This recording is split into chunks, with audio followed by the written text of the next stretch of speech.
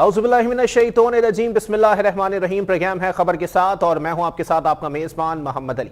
नाज़रीन, अजीब मामलात हैं। एक तो जानिब जहां पर कराची के अंदर दीगर मसाइल जन्म लेते हैं, लेकिन कराची एक ऐसा बदनसीब शहर है कि एक मसले को जो है वो लगाम डाली जाए तो उसके फौरन बाद दूसरा मसला शुरू हो जाता है।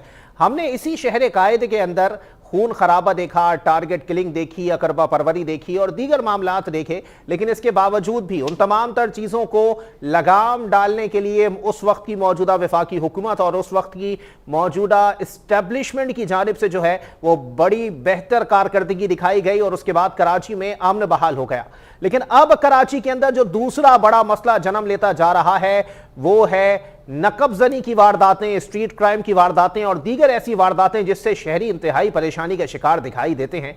अगर मैं बात करूं इदारों के हवाले से तो महज एदादो शुमार जारी करने वाले इदारे अपना काम कर रहे हैं, लेकिन एक्शन करने वाले, इकदाम करने वाले उन मामलात को रोकने के लिए कोई इकदाम करते हुए दिखाई नहीं देते। आज ताज़ा तरीन CPLC की रिपोर्ट जारी की गई है जिसमें CPLC के इदारे ने वाज़े तौर पर इस बात की निशानदही की है कि कराची में गुज़िश्ता 3 माह के दौरान कितनी मोटरसाइकिलें छीनी गई, कितनी गाड़ियां छीनी गई, कितनी गाड़ियां चोरी हुई, कितनी मोटरसाइकिलें चोरी हुई, लेकिन इसके बावजूद भी उन तमाम तर सूरत हाल के ऊपर कार्रवाई अमल में नहीं लाई जा सकी। अगर मैं बात करूं AIG कराची साहब के हवाले से तो अब तक उन्होंने ऐसा कोई ठोस कदम नहीं उठाया है जिसके बलबूते पर हम ये बात कर सकें कि जी आगे आने वाले वक्तों में नकबजनी और स्ट्रीट क्राइम की जो दीगर वारदातें हैं उनकी रोकथाम के लिए कोई इकदाम किए जा सकते हैं। आगे आने वाले वक्तों के अंदर ये मामलात मजीद संगीनी इख्तियार करते हुए जा रहे हैं। चोर डाकू लुटेरे खुले घूम रहे हैं, लेकिन इसके बावजूद भी कानूनी सतह पर कोई ऐसे मामलात देखने में नहीं आ रहे हैं जिसके बायस इन तमाम तर किरदारों को जो कि इस जुर्म की दुनिया के अंदर अपना मरकजी किरदार अदा कर रहे हैं, उन तमाम जराइम पेशा अफराद को लगाम डाली जाए, नकेल डाली जाए, रोका जाए, टोका जाए। लेकिन इसके बावजूद भी अगर मामलात ऐसी दुरुस्त समत में नहीं आते तो महज यही समझ लिया जाए कि अगर आपका मोबाइल छिन गया है तो आप भी उन 13,000 लोगों में शुमार हो गए हैं जिनको जो है वो पिछले 2 माह के अंदर कराची के मुख्तलिफ इलाकों में लूटा गया है। ये तो मैं वो रिकॉर्ड बता रहा हूं जो कि फाइल में मौजूद है, जो कि बाकायदा रिपोर्ट में मौजूद है, जो बाकायदा पुलिस थानों से रिकॉर्ड मरतब किया गया है। अगर इस तमाम तर सूरत हाल के अंदर उन कार्रवाइयों का भी जिक्र कर लिया जाए जिनकी कोई कंप्लेन नहीं हुई, जिनकी कोई शिकायत दर्ज नहीं हुई, जिन पर कोई FIR नहीं कटवाई गई, उस तमाम तर सूरत हाल के अंदर यह मामला डबल ट्रिपल बल्कि हो सकता है 4 गुना या 5 गुना बढ़ जाए। आगे आने वाले वक्तों में मामलात किस तरफ जाते हुए दिखाई देंगे, यह बड़ा अलमिया है कराची के अंदर और खासकर कराची के शहरियों के साथ बड़ा अलमिया है कि जिस तरह के मामलात चलते रहते हैं उनको चलाया जाता है, उनको रोका नहीं जाता, उनको लगाम नहीं डाली जाती। और ऐसे ही कराची के शहरी माजी में देखते हुए आए हैं और हाल में भी कुछ मामलात मुख्तलिफ नहीं है। ऐसे ही मैं आपको बताता चलूं कि जी मुख्तलिफ इलाकों के अंदर गाड़ियां मुत्तादिद बार छीनी जाती हैं। CCTV फुटेज मंजर आम पर आती है जिसमें जराइम पेशा अफराद के चेहरे वाजे होते हैं, लेकिन इसके बावजूद भी कार्रवाई अमल में नहीं लाई जा सकती। अगर मैं मोटरसाइकिलों की बात करूं तो मसाजिद, इमाम बारगाहों, मंदिरों, चर्चों के बाहर से बाकायदा मोटरसाइकिलें चोरी हो जाती हैं, किसी पब्लिक प्लेस से मोटरसाइकिल चोरी हो जाती है, लेकिन इसके बावजूद भी कोई कार्रवाई अमल में नहीं लाई जाती। ये जितने पार्किंग स्टेशन के बाहर जो है वो बड़े बड़े CCTV कैमरे नस्ब किए गए हैं। पुलिस डिपार्टमेंट को चाहिए कि वाज़े तौर पर इस पर मजीद चेक एंड बैलेंस रखे और जो कैमरे नाकारा बने हुए हैं उनको पहली फुर्सत में जो है वो तब्दील किया जाए या रिपेयर कराया जाए, लेकिन ऐसा मामला आज तक कराची के अंदर देखने में नहीं आया। मैं आपको यह बात भी वाज़ेह करता चलूं कि सुप्रीम कोर्ट के अहकामात की रोशनी में कराची के अंदर सेफ सिटी मंसूबा सन 2016 में शुरू किया गया था और उसके बहुत बेहतर नताइज अखज़ किए जा रहे थे कि इसके आने वाले वक्तों में बहुत बेहतरीन नताइज सामने आएंगे, जिसके तनाजुर में यह बात की जा सकती है कि सेफ सिटी मंसूबा वाकई सेफ सिटी मामलात को ही जो है वो बेहतर अंदाज में पाया तकमील तक पहुंचा सकेंगे। और इन्हीं मामलात को बरूएकार लाते हुए जो चीजें दिखाई दे रही हैं उसके तनाजुर में यह बात कहना कबल अस वक्त होगा कि हालात बेहतर होंगे या नहीं, क्योंकि आगे आने वाले वक्तों में मामलात मजीद खराबी की जानिब जाते हुए ही दिखाई दे रहे हैं और कुछ लोग इस तमाम तर सूरत हाल के अंदर वाज़े तौर पर इस तमाम तर चीज़ को जो है वो बेरोजगारी या फिर गरीबी से जोड़ रहे हैं, जिसकी वजह से लोग इस तरफ तेजी से राग़िब हो रहे हैं कि अगर लोगों के पास घरों में खाने को नहीं होगा तो वो छीना झपटी पर ही आएंगे। और इस सूरत हाल के अंदर पुलिस का कितना किरदार बनता है आगे आने वाले वक्तों में ये सूरत हाल भी वाज़े हो जाएगी। मैं आपको एक बात और बताता चलूँ कि आगे कुछ दिनों के अंदर मामलात किस तरफ जा रहे हैं। माशी लिहाज से बात करूँ मैं तो माशी लिहाज से ये सूरत हाल इख्तियार कर गए हैं कि जी आगे आने वाले वक्तों में गैस का बहरान जहां पर कहा जा रहा था वो बहरान एक तरफ रख दिया गया और महंगी एलएनजी खरीदने के इकदाम किए गए। यानी अब जो है वो सीएनजी की कीमतों पर भी जो है वो बढ़ावा देखा जाएगा, या फिर एलपीजी की कीमतों में बढ़ावा देखा जाएगा, या फिर घरेलू गैस की कीमतों के नर्ख भी बढ़ा दिए जाएंगे, जिससे भारी सरमाया जो है वो वसूल किया जाएगा, जिसके तनाजुर में यह बात कहना बिल्कुल 100% जायज करार दी जा सकती है कि जी आगे आने वाले वक्तों के अंदर मजीद मामलात खराबी की जानिब जाते हुए दिखाई देंगे और मजीद मामलात को लगाम डालने के लिए हुकूमती सतह पर कोई इकदाम नहीं किए गए। जो इकदाम किए जा रहे हैं उसके तनाजुर में यह बात की जा सकती है कि गैस का बहरान एक जानिब जहां था वहां पर लोगों को लाइनें लगाना पड़ती थी, या फिर घरों में गैस दस्तयाब नहीं होती थी, सनतों में गैस दस्तयाब नहीं होती थी, जिससे मईशत का पहिया रुक जाता था, लोगों के चूल्हे ठंडे पड़ जाते थे, लोग अपनी गाड़ियां सीएनजी स्टेशन के बाहर ही लॉक करके चले जाया करते थे। लेकिन अब सूरत हाल यह है कि सीएनजी भी मिलेगी, गैस भी मिलेगी, एलपीजी भी मिलेगी, लेकिन इस तनाजुर में यह कहना कबलस वक्त होगा कि सब चीज सस्ती मिलेगी, और सब चीज के तनाजुर में यह बात कहना कबलस वक्त होगा कि जी आगे आने वाले वक्तों के अंदर गैस बहरान पर काबू पाने के लिए जो इकदाम किए गए हैं वो काफी हद तक बेहतर नताइज सामने लाएंगे। इसी पर मजीद बात करेंगे। हमारे साथ मौजूद हैं माहिर माशी उमूर हैं, किसी तारुफ के मोहताज नहीं है, शहरोज खान लोधी साहब। बहुत शुक्रिया शहरोज भाई, आपने अपना कीमती वक्त इनायत किया। शहरोज भाई, क्या कहेंगे इस तनाजुर के अंदर गैस बहरान जन्म ले रहा था तो महंगी एलएनजी खरीदने के मुआहदे कर दिए गए हैं, यानी कि जो ये सर्दियों का मौसम गुजरेगा इसमें सीएनजी की, एलपीजी की और तमाम तरह की गैस की कीमतें बढ़ जाएंगी। देखिए, हम तो पहले से ये डिस्कस करते आए हैं और हमने हर फोरम पे ये आवाज उठाई है और बाकायदा डिफरेंट चैनल्स पे भी ये बात की है। बाकायदा एक मोतबर चैनल ने भी ये चीज़ की याद दहानी कराई थी कि जो डिफरेंट जो बिड्स थी, एक तो हमने डिसीजन बहुत लेट लिया इसको खरीदने का, दूसरा जब हमने डिसीजन लिया तो वो इतने एंड में जाकर लिया कि जो हम पहले अगर लेते तो हमारे को कोई हमारे खजाने के ऊपर एक बहुत ज़्यादा एक इम्पैक्ट करता और बहुत ज़्यादा हमें फ़ायदा देता। लेकिन अनफॉर्चुनेटली हर किसी की याद दहानी कराने के बावजूद, हर किसी के रिमाइंडर कराने के बावजूद हुकूमत लेट गई और हुकूमत ने लेट डिसीजन लिए और डिसीजन लेने के बाद एक लेट जाकर चीज़ें खरीदी, जिसकी वजह से एक बहुत ज़्यादा हमारे को नुकसान देखने को सामना करना पड़ रहा है।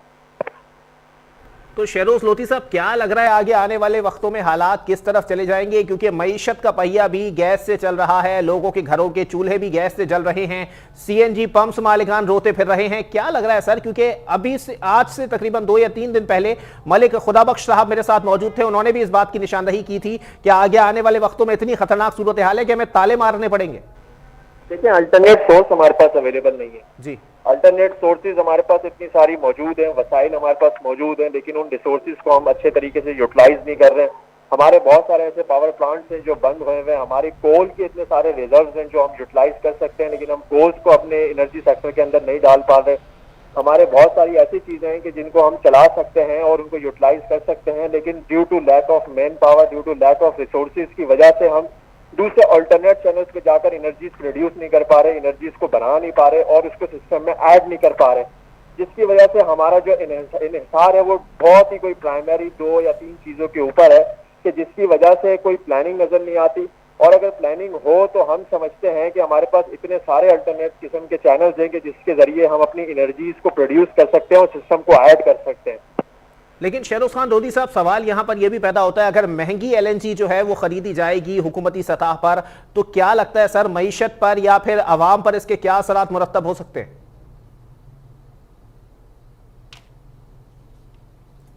के ऊपर ऑब्वियसली आप इसको परचेज कर रहे हैं तो आप ऑब्वियसली इसको हुकूमत पाकिस्तान जो इसको परचेज कर रही है, ऑब्वियसली आप इसको टैक्स के मनी से इसको परचेज कर रहे हैं, डील्स कर रहे हैं और स्ट्राइक कर रहे हैं डील्स को। लेकिन अगर इसको आप एंड में जाकर बाकायदा हर चैम्बर का, हर फोरम के ऊपर इसको आवाज उठाने का कि आप इस डिसीजन को अर्ली लें और टाइम पे लें, उसके बावजूद आप इन चीजों को डिले के ऊपर लेके जा रहे हैं और चीजें महंगी खरीद रहे हैं, तो मैं ये समझता हूँ कि शायद फिर ये आपकी नाअहली है कि अगर आप जो आपकी मईशत का जो एक मैं समझता हूँ एक प्राइमरी चीज है और जिसका और आपका इन्हिसार भी इसी चीज के ऊपर है, इस चीज को आप अगर नहीं इम्पोर्ट करते तो आपके बहुत सारे ऐसे सेक्टर्स हैं जो डाउन हो जाएंगे। जब डाउन होंगे तो ऑब्वियसली आपकी एक्सपोर्ट भी मुतासिर होती है, आपकी जो डोमेस्टिक प्रोडक्शन होती है वो भी मुतासिर होती है और फिर आपके जो दूसरे सार्फिन होते हैं उनके ऊपर भी इम्पैक्ट आता है, जिसकी वजह से उसमें प्राइस इंक्रीज और देखने को मिलता है। तो अल्टीमेटली आपकी मईशत के ऊपर भी नुकसान होता है और इस वजह से होता है कि क्योंकि आपने डिसीजन एक वक्त पे नहीं लिया हालांकि आप वक्त पे ले सकते थे, और अगर आप वक्त पे लेते तो शायद इतना बड़ा बहरान सामने देखने को नहीं मिलता। ऑब्वियसली बहरान तो आप कवर करने में कामयाब हो जाएंगे, लेकिन आप जो चीजें आपने जिस दामों खरीदी हैं तो ऑब्वियसली उसका इम्पैक्ट आपके ऊपर, आपके पोर्ट बिल के ऊपर और दूसरी चीजों के ऊपर आना है, तो अल्टीमेटली आपको करंट अकाउंट डेफिसिट और बढ़ता हुआ दिखाई देगा और आपकी दूसरी चीजें मुतासर होते हुए दिखाई लाजमी देगी। लेकिन ये भी बताइएगा शहरुज भाई कि अगर देखें एक जानिब हुकूमत कहती है कि जी एक्सपोर्ट बढ़ाओ तो प्राइसेस कम हो जाएंगे, दीगर मामला सामने आ जाएंगे, लेकिन इसके बावजूद भी जो एक्सपोर्ट्स को बढ़ाने के लिए जो इकदाम हुकूमती सतह पर हर मौसम को मद्देनजर रखते हुए लेने चाहिए वो नहीं लिए जाते। इसका मतलब यही है कि सिर्फ बातें की जाती हैं लेकिन action speaks louder than the words. देखिए, एक्सपोर्ट तो ऑब्वियसली आपका ऐसा सेक्टर है कि जो आपके फॉरेन रिजर्व्स को बढ़ाता है, ऑब्वियसली उससे तो आपकी इकोनॉमी के अंदर इनफ्लो होता है, इसमें तो कोई शक नहीं। लेकिन देखिए, उसमें आप साथ साथ रिबेट्स भी उसमें कर रहे होते हैं, तो ऑब्वियसली उसको तो आप सब्सिडाइज कर रहे होते हैं। आपका इन्हिसार जो होता है ऑब्वियसली एक्सपोर्ट के ऊपर तो होता है, लेकिन आपका एक्सपोर्ट सेक्टर तो जब चलेगा ना कि जब आप मईशत को एक सही रुख में लेके चलेंगे, आपकी प्रोडक्शन बढ़ेगी तो ऑब्वियसली आपकी एक्सपोर्ट बढ़ेगी। तो आपकी प्रोडक्शन जब अल्टीमेटली इम्पैक्ट हो रही है इन सारी चीजों की वजह से, जब आपकी प्राइसेज ही इंक्रीज हैं, तो जब प्राइसेज आपकी इंक्रीज हैं और एक्सपोर्ट इतनी ज्यादा आपकी प्राइस पर यूनिट पे इंक्रीज चली जाए जो कम्पिटिटिव मार्केट में जाकर भी कम्पीट ना कर सके, तो ऑब्वियसली फिर आपकी एक्सपोर्ट भी इम्पैक्ट हो रही होती है इसके साथ साथ। और दूसरा, जब आप देख रहे होते हैं कि आपका इंपोर्ट बिल बढ़ रहा होता है और जिसकी वजह से आपके फॉरेन रिजर्व के ऊपर भी इम्पैक्ट आ रहा होता है, ऑब्वियसली आपने पेमेंट करनी है, तो ऑब्वियसली आपने वो डॉलर्स के अंदर करनी है, आपका एक्सचेंज रेट डॉलर के अंदर होता है और आपने पेमेंट डॉलर के अंदर करनी होती है, तो ऑब्वियसली आपके पास रिजर्व इतने नहीं है और उसके साथ साथ आप देखें तो आपका इंपोर्ट बिल इतना ज्यादा बढ़ता है। तो मैं समझता हूं कि इसके ऊपर इम्पैक्ट, आप ये कहें कि एक्सपोर्ट बढ़ने की वजह से कोई खासा एक कोई इम्पैक्ट आ जाएगा, कोई फर्क पड़ जाएगा, तो मैं समझता हूं ऐसी कोई सिचुएशन नजर आती नहीं है, क्योंकि हमारी प्रोडक्शन अल्टीमेटली बहुत ज्यादा इम्पैक्ट हो रही है इन डिसीजन की वजह से। लेकिन शहरोज लोधी साहब ये भी बताइएगा ना कि एलएनजी महंगी खरीदना किसी मसले का हल दिखाई देता है आपको? देखिए, बात यह है कि ये डिसीजंस जब होने चाहिए कि जब आपकी प्लानिंग्स आपके सामने हो, आप इन चीजों को बहुत पहले क्या कहते हैं लॉक कर सकते हो, उन रेट पे लॉक कर सकते हो जो मार्केट के अंदर उस वक्त है कि जब आप डिसीजन देते तो आपको बहुत कम रेट पे मिलता, अर्ली डिसीजन देते तो आपको बहुत ज्यादा इसका इम्पैक्ट और फायदा दिखाई देता।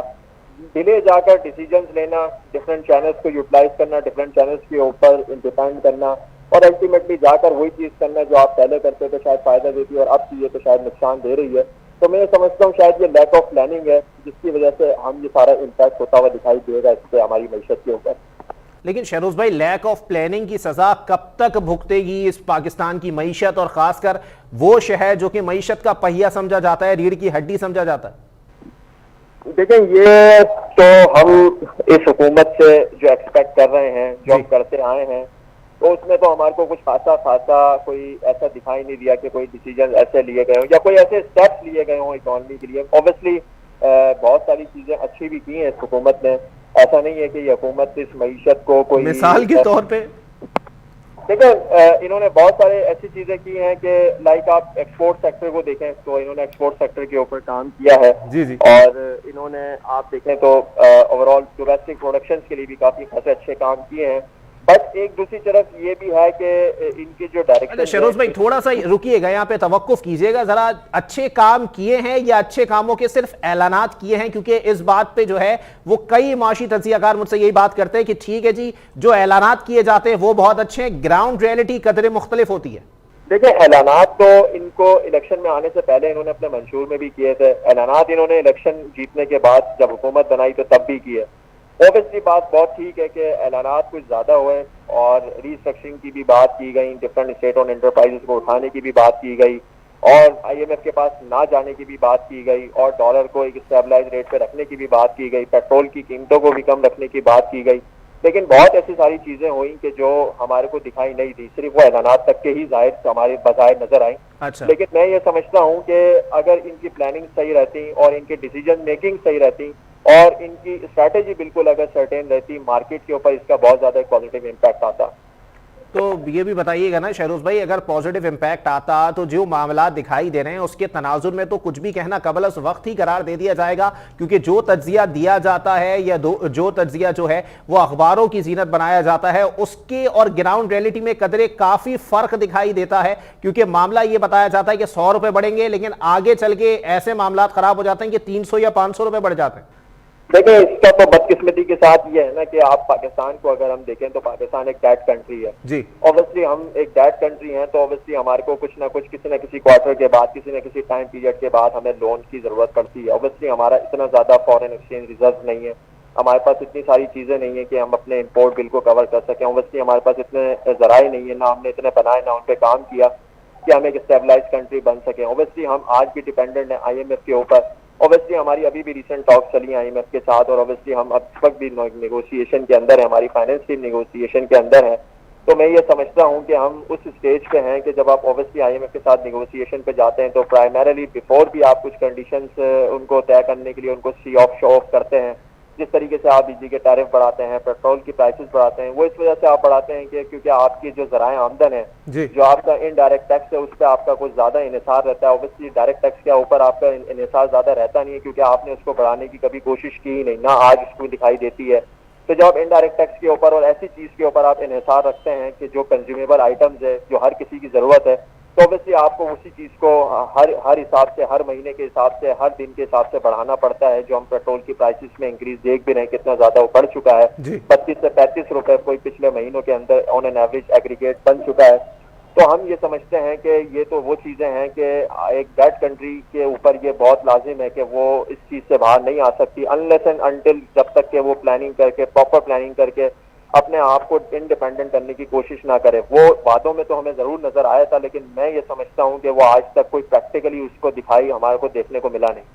अच्छा शहरोज भाई, ये भी बताइएगा ना कि चलें ठीक है, आपने मान लिया कि कुछ इकदाम किए गए हैं जो कि बहुत अच्छे हैं, क्या वो इकदाम देर पा करार दिए जा सकते हैं कि आगे आने वाले वक्तों के अंदर भी मईशत को कोई फायदा हो सकता है उससे, या जो इंडस्ट्री बंद हो चुकी है उसको दोबारा रीओपन करने के लिए वो इकदाम बरूए कार ला सकते हैं? इंडस्ट्री कोई शॉप तो नहीं है कि वो अगर कोई महीने के लिए बंद हो गई तो हम ये एक्सपेक्ट कर सकते हैं कि इसके पास इतना वर्किंग कैपिटल होगा, इतना फाइनेंस होगा कि वो नेक्स्ट मंथ दोबारा दुकान खुल जाएगी और चलना शुरू हो जाएगी। अच्छा, इंडस्ट्री होती है वो एक बहुत क्वांटम के ऊपर अपने आप को ट्रेड कर रही होती है, उसका बहुत एक ह्यूज क्वांटम होता है, उसके डिफरेंट बहुत सारे एम्प्लॉयज होते हैं, उसका बहुत बड़ा एक ऑपरेशन होता है। अगर वो कोई आपकी हिट हो रही है आपकी इकोनॉमिक पॉलिसीज की वजह से और वो बंद हो रही है, तो उसको दोबारा स्टेबलाइज होने में, या उसको दोबारा जिंदा होने में, या उसको दोबारा ऑपरेशनल होने में ऑब्वियसली कोई साल, 2 साल, 3 साल नहीं, बल्कि बहुत ज्यादा टाइम रिक्वायर्ड होता है अपने कदमों पे इंडिपेंडेंट होने में। तो ये तो बहुत सारी ऐसी चीजें हैं कि हम अब ये समझते हैं कि जो इसके 1.5 साल और 2 साल हुकूमत के रह गए, कम से कम ये वो चीज अब कर ले कि वो जितना इकोनॉमी जो जितने फेज में हम नुकसान उसका देख रहे हैं, जिस तरीके से हमारा इम्पोर्ट बिल बढ़ रहा है, जिस तरीके से हमारा करंट अकाउंट डेफिसिट है, और जिस तरीके से हमारी और दूसरी चीजें इम्पैक्ट कर रही हैं हमारी इकोनॉमी को बहुत तेजी के साथ, जो डिसीजन हमारे इम्पैक्ट कर रहे हैं कि जिसकी वजह से हमारे को डॉलर्स के अंदर बहुत अरबों खरबों का नुकसान हो रहा है जी। तो मैं ये समझता हूँ हम कम से कम अपने डिसीजन को थोड़ा सही कर लें, और कम से कम अपनी पॉलिसीज के अंदर थोड़ा रिदम या स्मूथ फ्लो लेकर आ जाएं, और कम से कम उनको हम इतना कर लें कि वो हमारी मार्केट को स्टेबलाइज करने में कामयाब हो जाए। तो मैं समझता हूँ हुकूमत की सिर्फ यही कामयाबी होगी, इनसे ज्यादा आप कुछ ज्यादा एक्सपेक्ट किया नहीं जा सकता, क्योंकि टाइम कम है और जो इनके वादे थे वो पूरा होने में मैं समझता हूँ कि इनको 2 साल ज्यादा रिक्वायर्ड नहीं होते, उसको बहुत ज्यादा साल रिक्वायर्ड है। तो किसी भी चीज को खड़ा करना, जो इनके वादे थे कि हम रिस्ट्रक्चरिंग करेंगे, स्टेट ओन एंटरप्राइजेस को चलाएंगे, डिफरेंट एनर्जी सेक्टर्स को, डिफरेंट एनर्जी जो हमारे सोर्सेज है, रिसोर्सेज है, उनको हम यूटिलाइजेशन में लेकर आएंगे, तो आज तक वो देखने को नहीं मिला। तो मैं नहीं समझता, मेरा अपना ऐसा जाती जो मेरा बिलीफ है, मैंने समझता कि वो 1-2 साल में हम उसकी प्रैक्टिकली इसको चीज को होता हुआ देखेंगे, क्योंकि इतना टाइम, हर चीज का एक टाइम पीरियड होता है उसको इंडिपेंडेंट करने का, उसको ऑपरेशन करने का, या उसको चीज के अंदर ऑपरेशन में लेकर आने का। तो मैं नहीं समझता कि शायद हमारे पास अब इतना, ये हुकूमत के पास इतना टाइम है कि वो अपने वादों को जो उसने किए थे इतने बड़े बड़े, उसको वो पूरा कर सकेगी। लेकिन शहरोज भाई ये भी तो बताएं ना सर कि आज भी शौकत तरीन साहब का स्टेटमेंट आया है, अभी थोड़ी देर पहले ही मैं पढ़ रहा था कि जी शौकत तरीन साहब फरमा रहे हैं कि जी पहले हम लोगों ने जो है वो दबाव डाल के टैक्स लिया था, अब हम दबाव नहीं डाल रहे, अब हम रिक्वेस्ट कर रहे हैं ताजरों से, सनतकारों से कि जी अब हम टैक्स दें ताकि हुकूमत चलाई जा सके, मुल्क चलाया जा सके। कैसा देख रहे हैं इस स्टेटमेंट को, कंक्लूड कर दीजिएगा। देखिए, मुल्क तो ऑब्वियसली चली ताजिरों की वजह से रहा है, ट्रेडर्स की वजह से रहा है, कॉर्पोरेट की वजह से रहा है, स्मॉल मीडियम एंटरप्राइजेस की वजह से रहा है, और दूसरी चीजों की वजह से रहा है। लेकिन मैं ये समझता हूँ कि जो टैक्स, जो डायरेक्ट टैक्स की जो आमदन थी आपकी, जो आप डायरेक्ट टैक्स के थ्रू आप आमदन से टैक्स ले सकते थे, एग्रीकल्चर से ले सकते थे, और डिफरेंट इंडिविजुअल्स के ऊपर हाथ डाल सकते थे, उनको टैक्स नेट में लेकर आ सकते थे, तो वो तो आज भी नहीं हुआ अनफॉर्चुनेटली। आप मुल्क के ट्रेडर की वजह से चल रहा है, आपका मुल्क की कॉर्पोरेट टैक्स की वजह से चल रहा है। टैक्स आपका इन्हिसार इनडायरेक्ट टैक्स के ऊपर है। आप जैसा मेरे जैसा बंदा टैक्स दे रहा है तो ये मुल्क चल रहा है। आप जैसा मेरे जैसा बंदा पेट्रोल के ऊपर टैक्स दे रहा है, गैस के ऊपर टैक्स दे रहा है, इलेक्ट्रिसिटी के ऊपर टैक्स दे रहा है, डिफरेंट कंज्यूमेबल आइटम्स के ऊपर टैक्स दे रहा है, तो हमारा मुल्क चल रहा है। अगर हम अपने डायरेक्ट टैक्स की बात करें और इनडायरेक्ट टैक्स को उससे कंपेयर करें तो हमारा डायरेक्ट टू इनडायरेक्ट टैक्स का रेशो बहुत ज्यादा कम है। डायरेक्ट टैक्स की कंट्रीब्यूशन बहुत कम है, इनडायरेक्ट टैक्स की कंट्रीब्यूशन बहुत ज्यादा है। तो मुल्क तो चलिए आपका इनडायरेक्ट टैक्स की वजह से रहा है, इनडायरेक्ट टैक्स आप दे रहे हैं, मैं दे रहा हूँ, एक आम इंसान दे रहा है। तो हमारा फोकस होना चाहिए था कि हम डायरेक्ट टैक्स के टैक्स बेस को बढ़ाते, टैक्स नेट को बढ़ाते, जो हम शायद अभी तक के इसमें नाकाम हैं। ठीक है, बहुत शुक्रिया। शहरोज खान लोधी साहब माहिर माशी उमूर हमारे साथ मौजूद थे। और वाकई अगर मईशत को बेहतर समत में लाना है तो 2 साल का अरसा नाकाफी है, और हुकूमत अगर कोई ईंट रखना भी शुरू कर दे तब भी 2 साल के अंदर मकान तैयार नहीं कर सकती, इमारत तैयार नहीं हो सकती। और जो पाकिस्तान के हालात इस वक्त चल रहे हैं उसमें वो फैसले करना बहुत ज़्यादा ज़रूरी है जिसका बोझ आवाम पर ना पड़े, जिसको एक जिसे कह सकते हैं कि एक अच्छा फैसला हो और उसके तनाजुर में ही मईशत को बेहतर करने की बातें की जाएँ, महंगाई को कम करने की बातें की जाएँ, या आवाम को और ताजिरों को रिलीफ देने की बातें की जाएँ। ब्रेक के लिए मुझे कहा जा रहा है, ब्रेक के बाद प्रोग्राम को यहीं से कंटिन्यू करेंगे।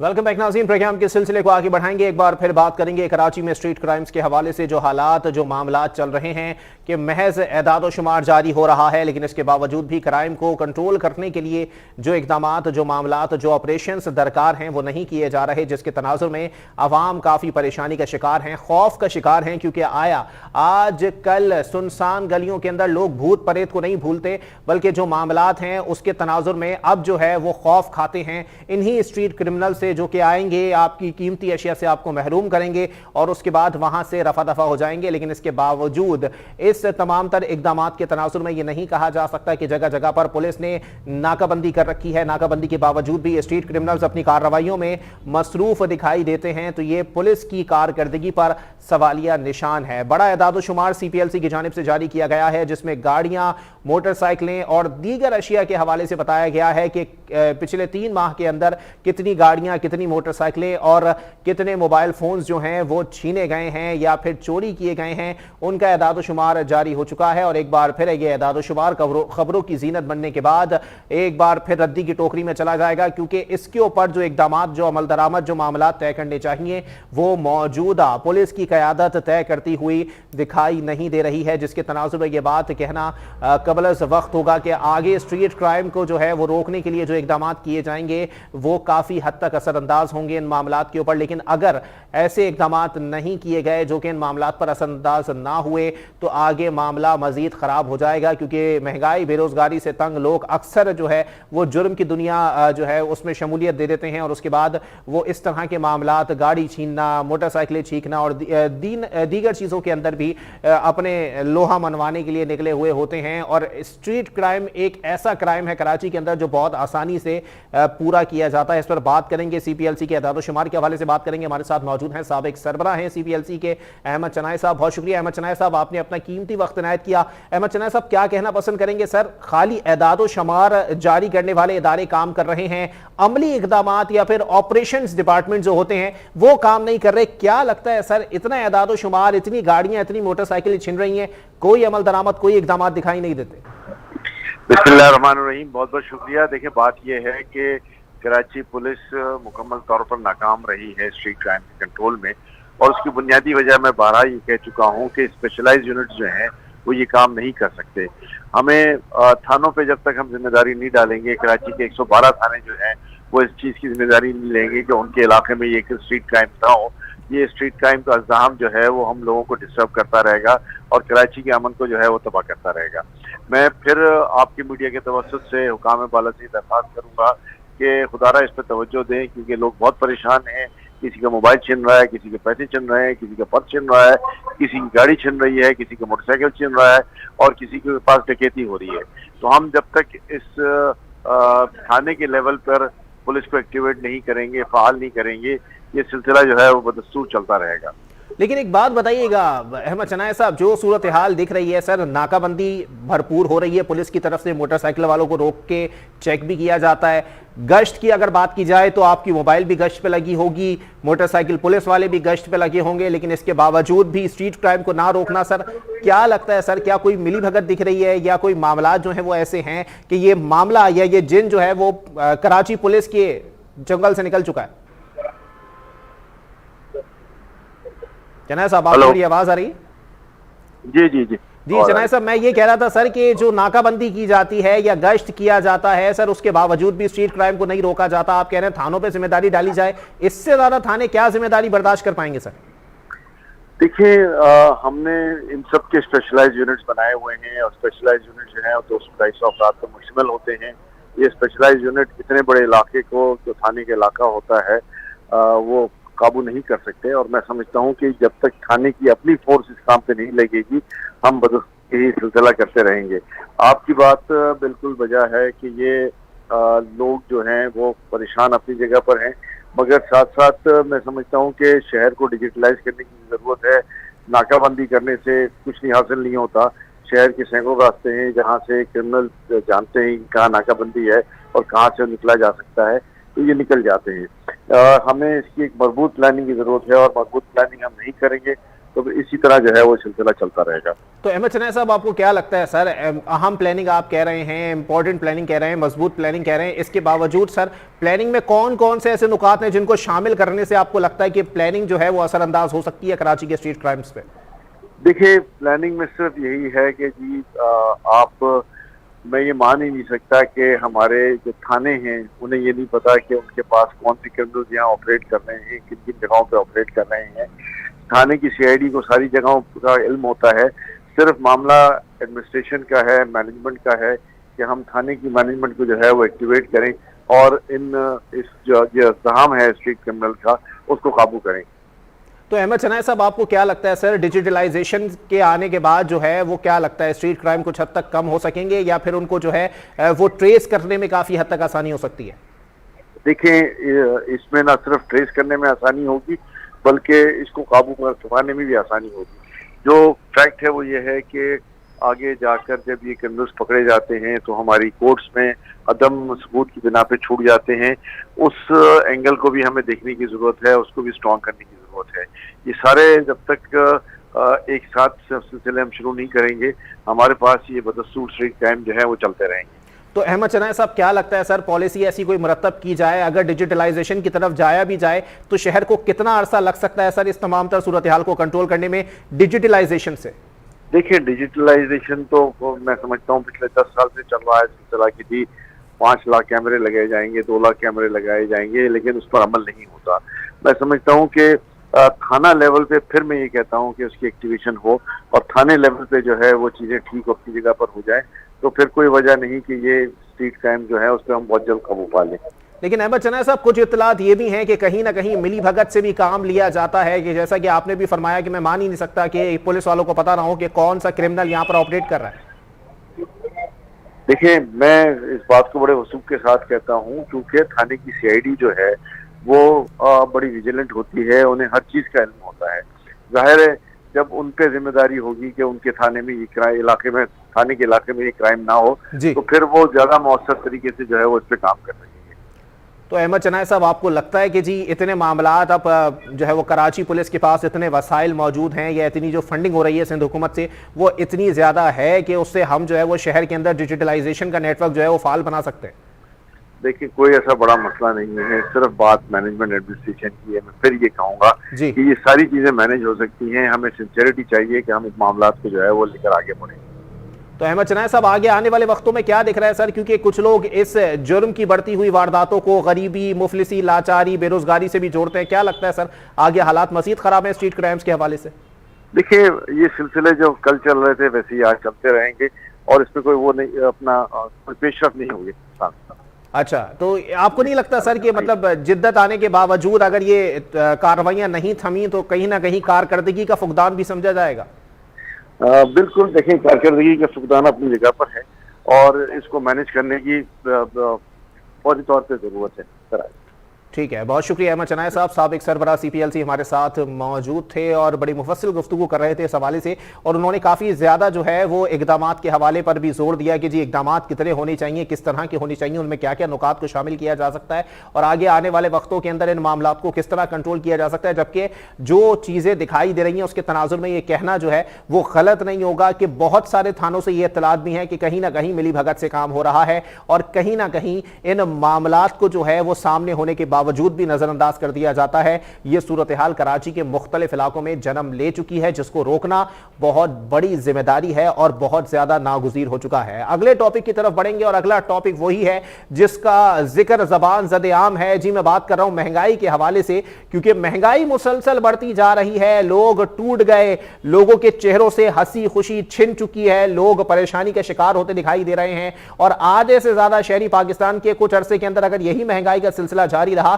जैसा कि मौशी तज्जियाकारों के तज्जिए बताते हैं कि आगे 6 महीने में आवाम की महंगाई के लिहाज से मजीद तबीयत साफ कर दी जाएगी, तो आधे से ज्यादा पाकिस्तान और इस पाकिस्तान में रहने वाला एक एक शहरी नफ्सियाती बीमारियों का शिकार हो जाएगा और यह सूरत हाल हुकूमत के लिए काफी अलार्मिंग होगी। और आगे आने वाले वक्तों के अंदर अगर महंगाई का यही तूफान बढ़ता रहा तो लोगों की खुदकुशियां, जो कि सही मानों में Chhipa foundation, Edhi foundation, JDC foundation की जानिब से एदाद शुमार जारी किए जाते हैं कि कितने लोग महंगाई की वजह से, बेरोजगारी की वजह से, मुफलिसी लाशारी की वजह से जो है वो खुदकुशियां कर रहे हैं, उनको उनकी तादाद में किस हद तक इजाफा हो सकता है, इस पर बात करेंगे। हमारे साथ मौजूद हैं सीनियर समाजी रहनुमा हैं शुजात बर्नी साहब। बहुत शुक्रिया शुजात भाई, आपने अपना कीमती वक्त इनायत किया। शुजात बर्नी साहब, क्या कहना पसंद करेंगे इस तनाजुर के अंदर? सर महंगाई इस हद तक बढ़ी हुई है और लोग अब भी कहते हैं घबराना नहीं है, कोई लोग कहते हैं कि दुनिया भर में महंगाई है, कहने वालों को शर्म का मकाम है। बिस्मिल्लाहिर्रहमानिर्रहीम। अली भाई जज़ाकल्लाह, क्या आपने इस हॉट टॉपिक पर मुझे मदऊ किया। देखिए अली भाई, बात यह है कि हम तो पहले अपने अल्लाह पाक से अपने गुनाहों की तौबा मांगेंगे कि अल्लाह पाक ने खुद फरमाया है कि जैसी अवाम होगी वैसे हुक्मरान उन पर मुसल्लत किए जाएंगे। बिल्कुल। तो मैं ये समझता हूँ कि इस वक्त जो हमारे सरों पर हुक्मरान मुसल्लत किए हुए हैं, जी जी, ये सोची समझी साजिश भी कह सकते हैं, और ये वो साजिश है जिससे हमारे पाकिस्तान को काफी ऐसे ममालिक हैं जो नुकसान पहुंचाना चाहते हैं। अच्छा, देखिए उनको यहाँ पर नहीं आना, उन्होंने यहाँ पर अपने कारिंदे छोड़े हुए हैं। अब इस बात को जरा समझिएगा ना। जी जी, वो यहाँ पर आके पाकिस्तान को तबाह बर्बाद नहीं करेंगे, उन्होंने यहाँ पर चेले खरीद रखे हैं जो पाकिस्तान को आहिस्ता आहिस्ता दीमक की तरह खा रहे हैं। ठीक है जी। इस वक्त की जो महंगाई है, ये महंगाई, सही बात है बिल्कुल भाई, पहली मरतबा महंगाई थोड़ी हुई है, वज़रा जो कह रहे हैं वो दुरुस्त कह रहे होंगे, सही कह रहे होंगे, लेकिन इसका जवाब मुझे आज तक नहीं आ पाया कि महंगाई कर दी, करने के बाद मौसूफ ये कहते हैं कि भाई ये कुछ भी महंगाई नहीं है और ममालिक जाओ तो इससे कई ज्यादा महंगाई आपको मिलेगी। अच्छा, तो मेरा ये सवाल है कि बिल्कुल महंगाई बहुत है, बहुत महंगाई है, और मैं ये समझता हूँ ये महंगाई कुछ भी नहीं है हमारे पाकिस्तान में, लेकिन अगर ये कंपैरिजन कर रहे हैं दूसरे ममालिक से और अपने मुल्क से, तो खुदा की कसम ये अंधे, ये लंगड़े, ये लूले, ये बहरे, खुदा की कसम अगर इनको पता चल जाए कि अगर वहां की गवर्नमेंट की महंगाई इतनी है तो वहां का जो एक सैलरी पर्सन है उसने वो सारा पैसा अपने ऊपर लगाना है।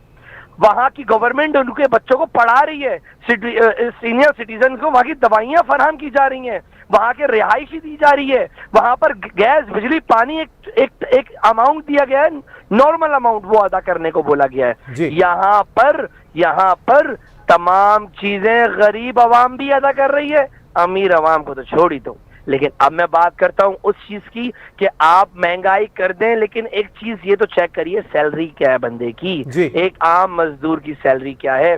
मैं इस वक्त जब मैं ग्राउंड पर उतरा हूं, खुदा की कसम अब तक मैंने कोई वीडियो नहीं बनाई सोशल मीडिया पर अवामुन्नास को जो है बताने के लिए कि भाई ये महंगाई हो रही है, वो महंगाई हो रही है। लोग खुद पिस रहे। मैं अपनी बात बता रहा हूं आपको कि महंगाई इतनी हो गई है कि दिन में 2000-3000 का पेट्रोल का पता नहीं चलता।